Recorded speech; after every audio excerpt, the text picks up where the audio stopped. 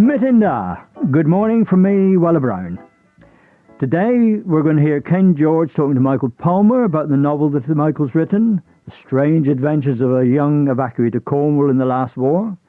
And then Peter Willett, chairman of the Truro Twinning Committee, will be telling me about this weekend's visit by a party of Bretons from Morlaix. Montrulés to our Breton friends.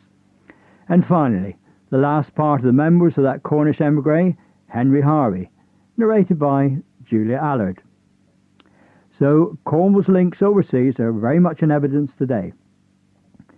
First, however, we've 5 of the competitors from the St.Ives kernel, that's the Cornish of St.Ives, and they're going to read a few lines from a poem written in 1957 by Gwas Cavardhu, December's Man, J.N. Snell, and the poem is called Galargan, Song of Sorrow.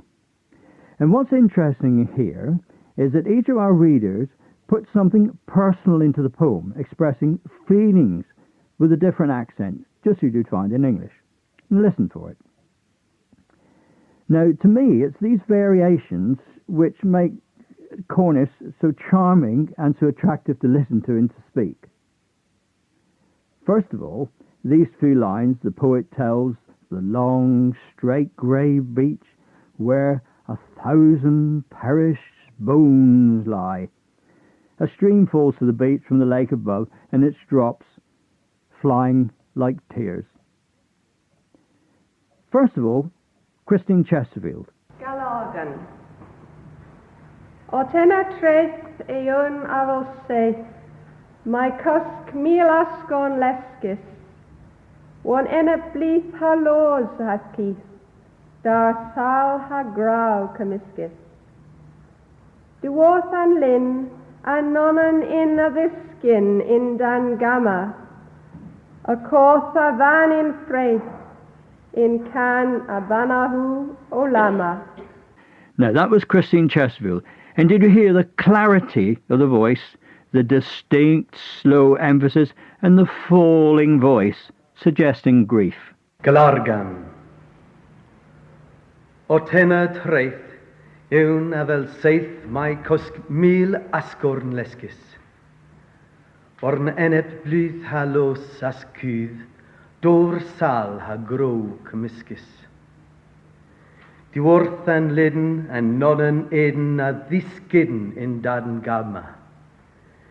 I codd a faden in freith, in can and banahu o labma. Now, that was Philip Knight, and he had that same distinct colouring of the sound of each syllable, and his measured tone suggests meditation, reflection. Galargan, ot ein a treth, ywn a fel seth, my cusk mil asgorn lesgus, war in it blith ha lose as keith, dar sal ha grew cymysgus. Di worth an lydyn an nonan in, a thiskin in dan gamma, a coth a van in freith, in can and banaho a lamma. Now, didn't you enjoy Rod Lyons reading there, and didn't you enjoy his natural Cornish voice and intonation? And did you notice the slight difference in the pronunciation of some words which arises from this natural regional accent? Galargan, gans mapmelin. Otena treth, awn avel seth, ma cosg mil asgorn lesgus. Warn eneb blwydd ha lws, as cydd dor sal ha grow cymysgus. Di wrth an lyn a nonnen in a ddisgyn in dan gamma, a cwdd a fan in freith in can an banacho o lama. Now, with John King there, we return to a standard pronunciation, which is neither more correct or less acceptable than that of the other readers. And this acceptability of variations in accent should reassure people who want to learn Cornish, but who perhaps might worry about the correct way to speak. John, too, you notice, was aware, as he read, of the melancholy theme of the poem. Galargan. Otena traith. Oon of el seith my cusk míl asgorn lesgus. Warn enet blith ha loos as keith, dawr zal ha grau commiscus. Di worth an lin and non an in a the skin in dan gamma, a coth of van in fraith, in can and banaho lama. Julie there had a more, didn't she? She had a more impassioned delivery, a strong emotional commitment to the poem. And you enjoyed, as I did, her individual Cornish accent. Well, I hope you found those extracts from the Aesthetics competition interesting. And for myself, I find a soul song fits my mood now and again. And that for my generation is Smoke Gets in Your Eyes and Stormy Weather. Now, Michael Palmer's novel isn't the first one to be written in Cornish. Melville Bonetto some years ago wrote An Goran Gosica Geltia, and that was the first novel. It had that distinction. But here, Michael Palmer is telling Ken George how he came to write Jory, or George. Hello and welcome you was Jory, and you George and Sasnak. Why did you write this novel in Cornish? What prompted you to do it? Well, there's a one's the Mestina and Leon Scripus and Kernewek. You thought there wasn't enough literature in modern Cornish. Anyway. For that, Hannah. And how long did it take you to write? August had Tremise. Just 3 months. Moyes Henna, the Gin Screefer and Drown with. And what's the book all about? Well, Henny Callis, in Kensile and Liver of the Lalith in Essa, and Terminio Avar and Bresel Nessa and Bees. It began in Saltash, round about in the Second World War. Nessa, Bresel and Bees, August, they meal now cans, Onan Hadjugans, Nepeth and Parna. Jory, you, Mau Yoink, drove the Naubloth, Dre Nepeth Ithek, in Crazen North, and Crazen North, Nepeth a Gothas in G, ha Lata Ivam, Razor then Mau Mos the Gerno, and Hausethus, ha Trigger Ganzi Unter, O'Dane Piergoint, a Waja Henna Tatlo Coint, a Warfe than Mauvian. Well, in case you missed what the last bit was about, Michael told us that the story concerns a young evacuee whose mother, having been killed, comes to Essa, that's Saltash, to live with his strange uncle. And we still have a few strange people in Saltash, perhaps I'm one of them. Right, so when again, Mihal, good luck with the novel, Michael. Today, flags are flying in Truro. Black and white flags, red, white and blue flags. And I have with me today Peter Willett of the Truro Twinning Committee to tell me why and to explain what twinning is all about. Well, this year we're celebrating our 10th anniversary. So this explains this particular celebration this weekend. That's true. When you've got a party coming over. Yes. Good. Now, some people are a little cynical and they look at twinning arrangements and believe that after the initial wave of enthusiasm which brought it about has passed, then in a year or two things die away and it's only the diehards who remain interested, who keep things going. Is this your experience here? Not in the case of Truro. We do have our diehards, and certainly we do have those who have been members and have gone away, not necessarily left the town, but have finished with the Twinning Association. But we also have those who, probably for reasons of their own, have finished their membership and have come back to membership. They've seen the benefits of twinning. But our membership, in actual fact, has, over the 10 years, stayed at a steady 70 to 80 persons. Oh, peer there. Another, perhaps, common misconception, and one hopes it is a misconception, is that the man in the street looks at twinning and says, yes, the ratepayers are paying here for the Twinning Committee and civic dignitaries to go over to Brittany to enjoy hospitality there and to have everything paid and to have a jolly good time at the ratepayers' expense. Is this what happened? No, it certainly isn't. I think perhaps in some instances, in other parts of the country, yes, there may be a small rate levied for that occasion and those types of functions, but certainly not within Truro, and I don't think anywhere else within Cornwall this occurs. But of course it is the fact that on the Breton side there's quite a substantial sum of money made available from municipal funds for twinning, isn't it? Oh yes, certainly there are, yes. But we paid our own bicycle. Yes, that's true. After that. Now, it's very nice to see the Cornish flag and the Breton flag flying here in Truro, both black and white. In fact, I believe the only national flags which are in those colours or non-colours. Does this mean to say that the Twinning Committee here in Truro, members of the Twinning Association, are particularly aware of the Celtic dimension to twinning?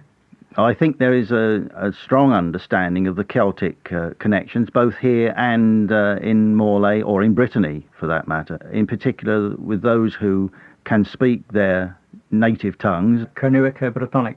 So I believe you yourself can say good health in Breton, you know? Yarich ma.